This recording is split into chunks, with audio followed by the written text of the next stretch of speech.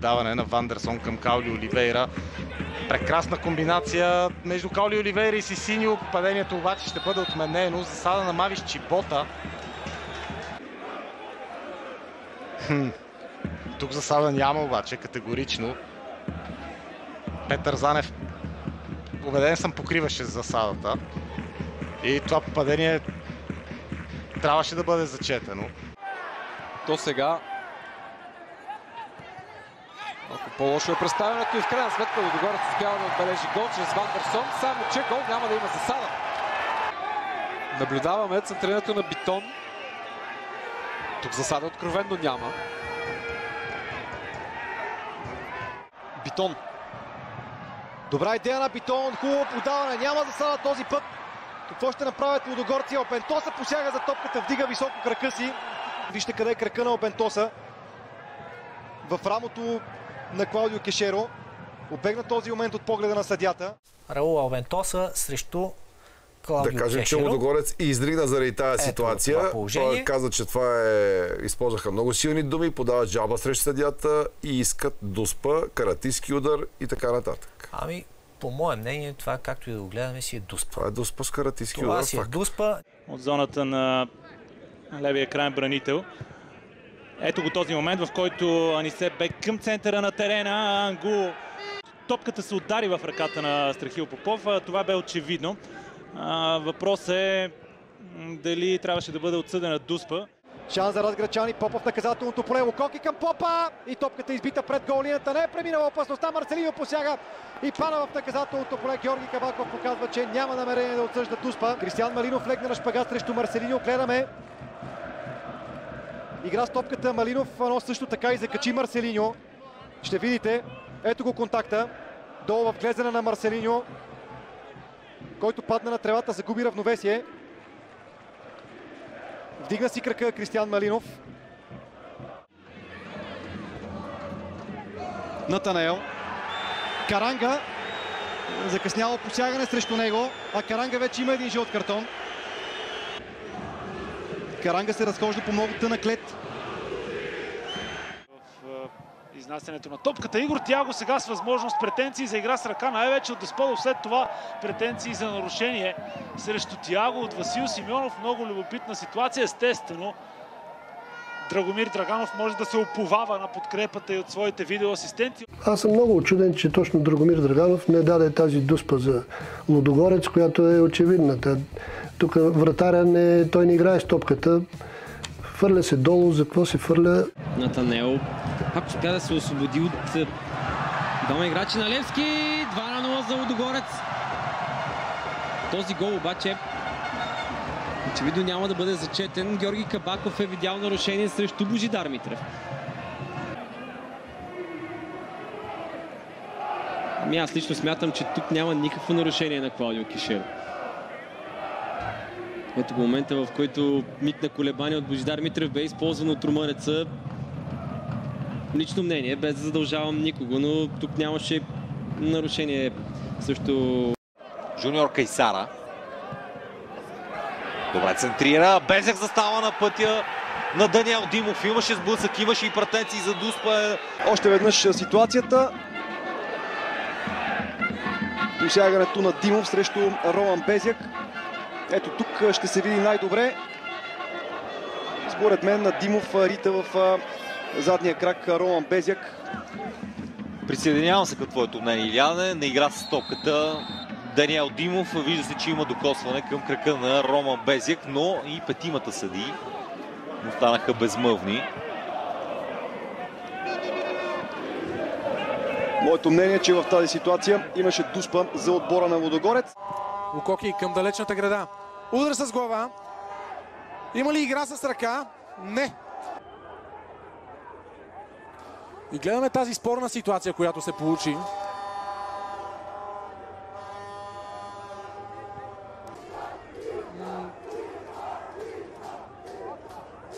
Топката не е прилепена, ръката не е прилепена. Още едно подаване в наказателното поле. Безек успя да овладее, праща топката в вратата. Не, това всъщност не бе Безек, а Марселиньо. Това попадение обаче е отменено заради нарушение на Марселиньо. Много хубаво се обърна, за да центрира. Помогна си като че ли наистина с ръка Марселиньо.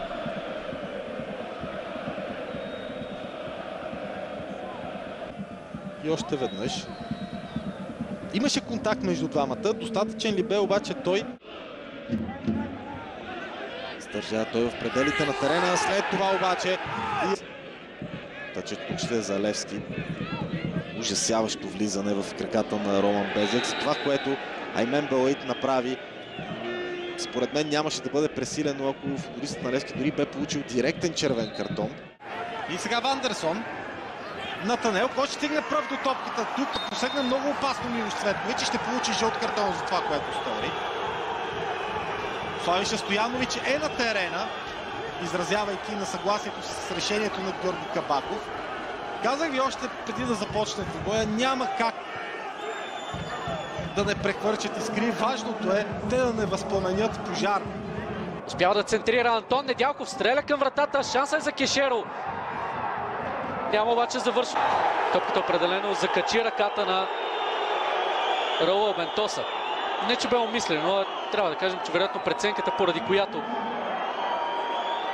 Николай Тодоров не уважи претенциите на Клаудио Кешеро, са, че дистанцията между двамата бе прекалено малко и на практика Кешеро изпрати топката в ръката на Албентоса. ЦСКА можем да кажем 100%. А това трябва да кажем е една безобразна грешка на асистент рефера от близката страна Николай Ангелов. Ситуацията и този път е огромна грешка на страничния рефер. Засада в случая нямаше. Отново категорично няма засада тук. Кешеро. Тук няма засада или всъщност има. Видях вдигнатия. Ще се уверим сега дали това бе така. Не. Тяго ще застане на върха на атаката за Лудогорец. Бърнар Текпетей пък ще действа в дясно по нападението на Разграчани. Претенции тук за Дуспа в полза на Лудогорец. Доста осезаеми такива от страна на ганайското крило на домакините. Бърнар Текпетей, които му донесоха само единствено жълт картон. Сега обаче Десподов напредва сам срещу Пламен Андреев. Подхлъзна се там Игор Тяго. Има нанесен удар, има и сигнал за нарушение. Това е Дуспа в полза на Лудогорец. Стори му се, че не е в засада. Ето тук имаше игра с ръка. Става въпрос за преценка на съдята и за тълкуване на правилата на играта. Дали този рикошет и тази ръка означават очаквана позиция от страна на защитника на сините в случая или не. Тоест, имало ли е как Келия Вандеркап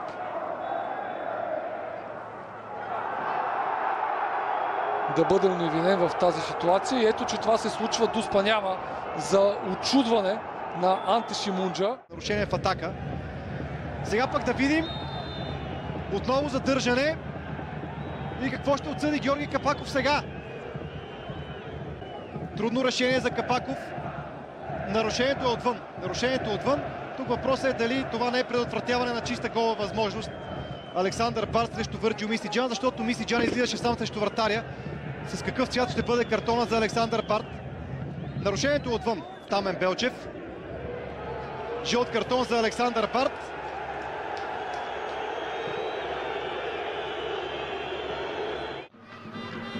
Сега хубаво подаване, но пък има вдигнат факт за засада и тук играта ще бъде спряна. И тук също не мога в никакъв случай да кажа, че има засада в тази ситуация. Ето го неговото фалцово центриране. Драгош Григорен налетя на топката, на игра с нея. Джоди Мукоки сега.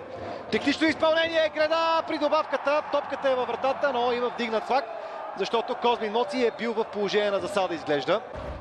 Ето още веднъж. Козмин Моци не е в засада. Други двама футболисти са зад отбраната на Локомотив Пловдив, но не и Моци. Козмин Моци беше в редовна позиция. Успява да изчисти. След това Тодор Гочев. Не мина и неговото подаване. Жоал Пауло, контратака на Лудогорец. Върджил Мисиджан, засада. О! Тук мисля си, че засада нямаше. Футболист на Лудогорец пада тук на тревата. Якоб Пютровски, струва ми се, е потърпевшият в тази ситуация. Атанас Илиев провинилия се изглежда и получава жълт картон. Тук с дясната ръка Атанас Илиев прави умишлено движение и то доста интензивно, с доста голяма сила, с цел единствено и само да попречи или да нарани на противника. Виждате с какъв замах отгоре и за мен това е директен червен картон. Топката отнета от Евис Ману. Той и Кирил Десподов в предни позиции. Кирил Десподов сам срещу Джони Пласид. Какво ще направи? Паса е за Елвис Ману. Той обаче е в положение на засада. Грешка на Христо Попадин в противниковата половина около централния кръг. Някъде се развиха действията. Кирил Десподов отне. Всъщност Елвис Ману стори достатъчно за да отнеме. Кирил Десподов след това се впусна в предни позиции и вижда се от повторението, че засада имаше в действителност. Избърза Елвис Ману. Той за Михаил Александров. Добра възможност за Александров. Центриране. Възможност за втори гол. Удар. И топката е спряна от тялото на Страхил Попов. Какъв шанс Страхил Попов. Гледаме още веднъж и този път ми се струва, че те са основателни. Ръката на Страхил Попов бе в страни от неговото тяло. Да, няма спор при тази ситуация. Грешка на Ивайло Стоянов. Гледайки на това повторение от два различни ъгъла и виждайки как Ивайло Стоянов е извадил жълт картон в ръката си, показал го очевидно на Кайсара, но май трябваше да го показва на Страхов, гарнирано с дуспа в полза на Лудогорец. Практика Владислав Стоянов и сега шанс за Лудогорец. Хамза е сам срещу Господинов, но има засада. Това няма да бъде гол. Засада е маркирана от страничния съдия, иначе топката е в вратата. Да видим повторението. Струва ми се, че тук страничният съдия сбърка. И през първата част се представяше на високо ниво Кайсара. Отново влиза на двойно подаване. Имаше нарушение срещу Дания Бало. Това нарушение наистина е изключително грубо. Според мен този фаул дори заслужава директен червен картон. В двубоя дали ще го сторят и втори път, предстои да разберем.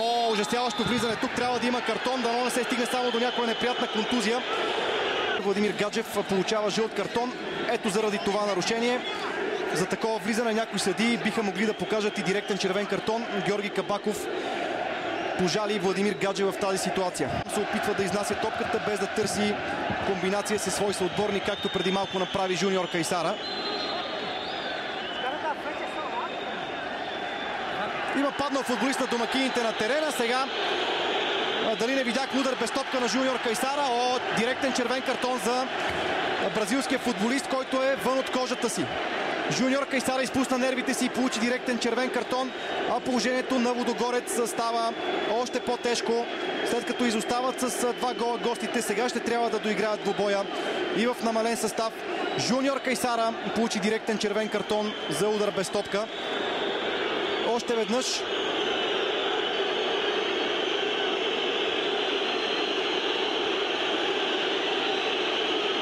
Веселин Минев се хвърли като покосен на тревата. Той също тръгна много остро срещу Жуниор Кайсара и май попрекали в тази ситуация Георги Кабаков. Наистина имаше изблъскване на Жуниор Кайсара, но чак за директен червен картон не мисля, защото и Веселин Минев тръгна на спринт срещу своя опонент. Може би по един жълт картон за двамата футболисти щеше да е напълно оправдан, но изключително пресилен директен червен картон на Жуниор Кайсара. Станаха доста грешките на Кабаков. Сега вече няма на кой да се сърди. Да видим какво стана. Ето тук претенции за удар с лакът. Да видим дали наистина Валери Домовчийски посегна с лакът срещу Козлин Моци. Да. Валери Домовчийски трябваше да бъде наказан за тази проява. Абсолютно умишлено с лакът в лицето на Козлин Моци. И пак Кабаков не видя. Показа жълт картон на Светослав Дяков за протест, който беше напълно оправдан. Напълно оправдан протест на Светослав Дяков. Валери Домовчийски най-малко трябваше да получи жълт картон тук. Да не говорим, че и картон с друг цвят би подхождал за такава проява, но Георги Кабаков отново подмина с лека ръка това положение. Марселиньо наляво, Натанаел. Центриране в наказателното поле, претенции за нарушение срещу Клаудио Кешеро. Гледаме ситуацията още веднъж.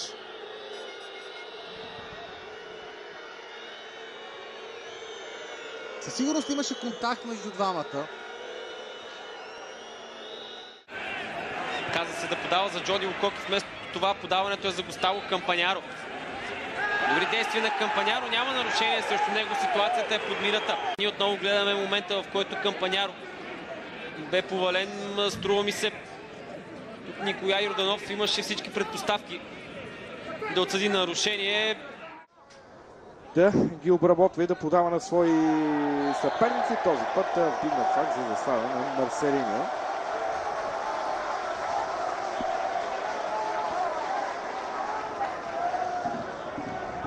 Положение, което определено е от спорните. Грешка тук на Арда. Елвис Ману срещу Милен Стоев вече в наказателното поле. Елвис Ману може да комбинира със свой съотборник. Претенции от страна на Лудогорец за игра с ръка в тази ситуация. Много трудно на разграчани да задържат Яков Петровски в редиците на отбора. И през следващия сезон тук пък Густаво Босато се забави твърде много. Беше при... Контратака на Лудогорец. Върджил Мисиджан напредва. Жоал Павлов ляво от него. Върджил Мисиджан подава вдясно от себе си. Джоди Лукоки в наказателното поле пада. А това е предходното положение. Джоди Лукоки в сблъсък с Чурбаджийски. Гледаме от тази камера. Какъв рейд! Невероятен пробив и много неточен удар. Аймен Белуит с две ръце се бори на тревата Жуниор Кишеда още преди удара на Брайан Ангул, така че тук в тази ситуация Ивайло Стоянов можеше спокойно да отсъди 11 метров наказателен удар. Имаше основания за това. Тук няма нарушение. Дан Битон, Жоржиньо в наказателното поле. Чисти са действията срещу Жоржиньо. Дания Бао. Много лошо влизане тук на Александър Цветков в краката на Христо Златински. Любим повторението. И ако до момента са показани 8 жълти картона в този матч, ето положение, в което трябва да бъде показан жълт картон. Със сигурност повече от другите 8 случая. Не са малко и съдите, които и червен биха дали при подобно положение. Манолов. Събек към Том. Добра изява на Христо Златински, който остава обаче да лежи на земята. Ето, сега гледам повторението на тази ситуация. Ето още един момент, в който спокойно може да бъде показан директен червен картон. Вкарва в турнира за Купата на България. Сега опитва да добави асистенция. Вутов 2-0 за Ботев.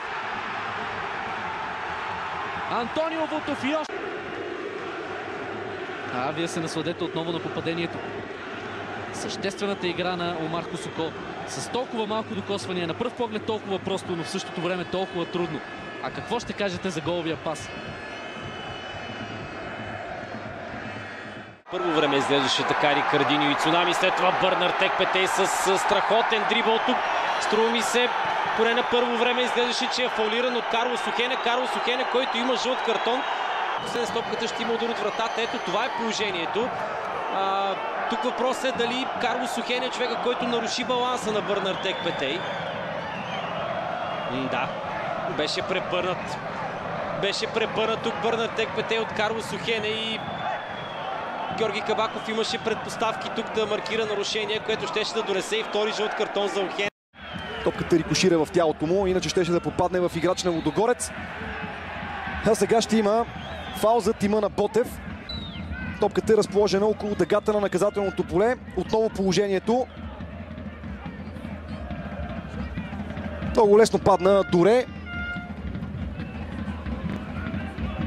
Пресилено нарушение със сигурност. Ето го изпълнението. Това е гол!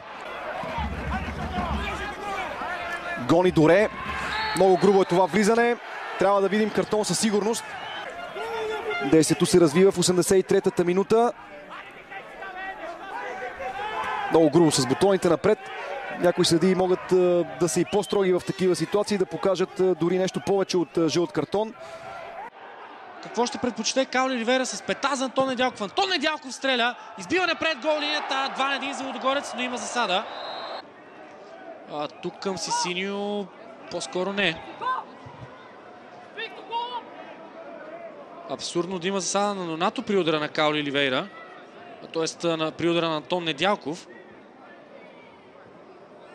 Нито пък на отигралия преди това негов съотборник, защото топката отиде в Нонато от футболиста. Удар с глава от Антон Недялков, Лудогорец вкарва и пак има засада. Игор Тяго твърди, че това трябва да е автогол. Но дали има изобщо засада на Игор Тяго? И пак е спорно. И пак без линии, няма как да сме категорични. Със сигурност Иван Коконов отигра топката във вратата си, но дали не беше препънат от Игор Тяго.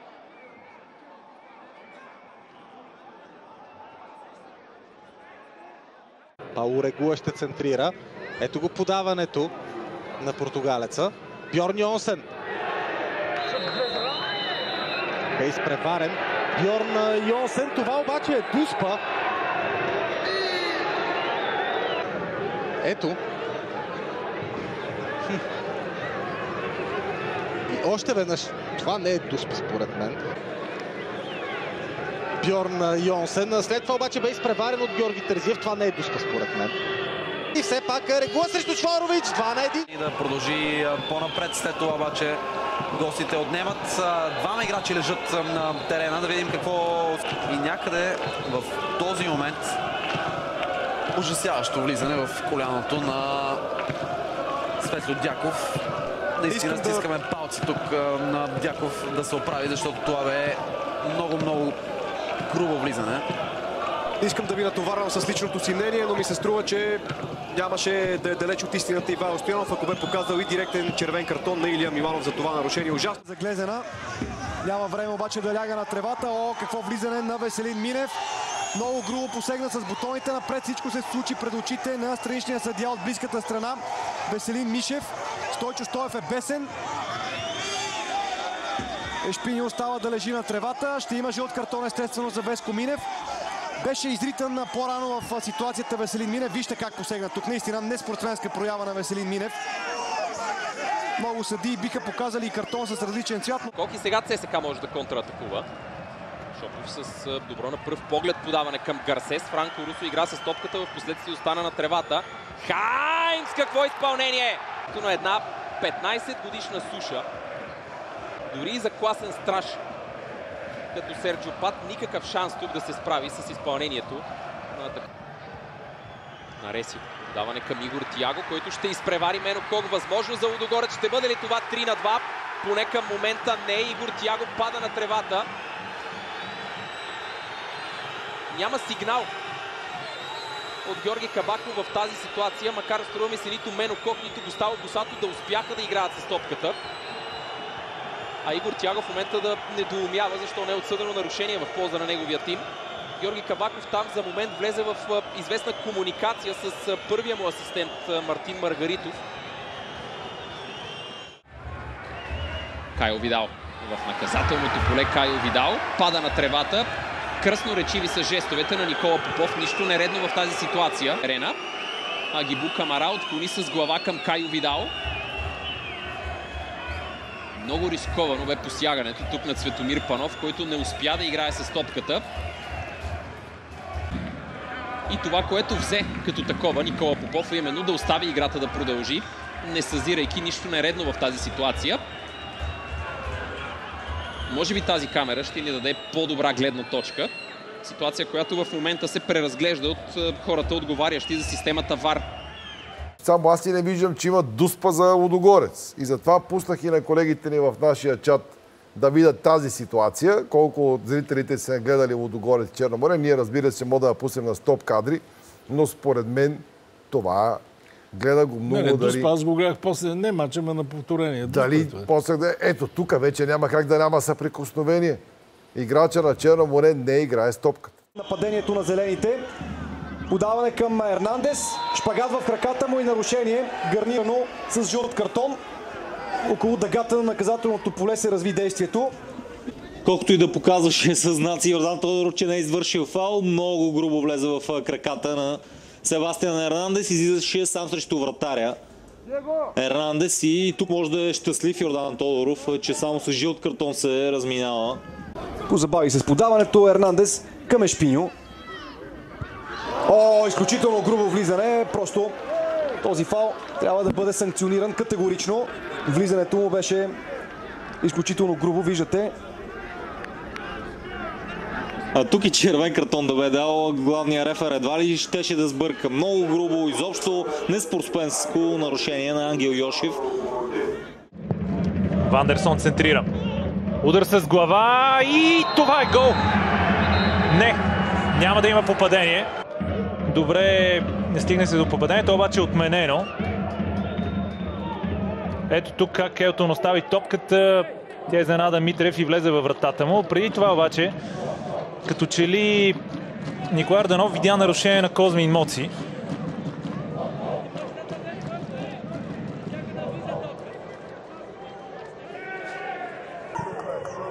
Не си личеше Моци да извършва нарушение, въпреки че може би с едната ръка изблъска или по някакъв начин попречи на Камен Хаджиев. Може да бъде разгледана от много ъгли тази ситуация, това положение. Ето още един такъв. И струва ми се, че всичко бе според правилата, честно казано. Поне на мен гол ми изглеждаше редовен. Изключваме от тази сметка и Марселино. Грешка на Минев. Не се възползваха домакините. След това обаче нарушение на Томаш Иршак в тази среща. Закъснява Иршак и няма как да кажем, че не заслужава жълт картон. Гледайки това повторение, можем да кажем, че дори Иршак има късмет в тази ситуация, че ще продължи участието си в тази среща. 11 назначения, 11 подписани договора. Най-дълги му престой е начало на Лудогорец, като брой срещи 95, докато Яко Петровски отново е на тревата. Удря с лакът в лицето Андриан Краев, своя опонент.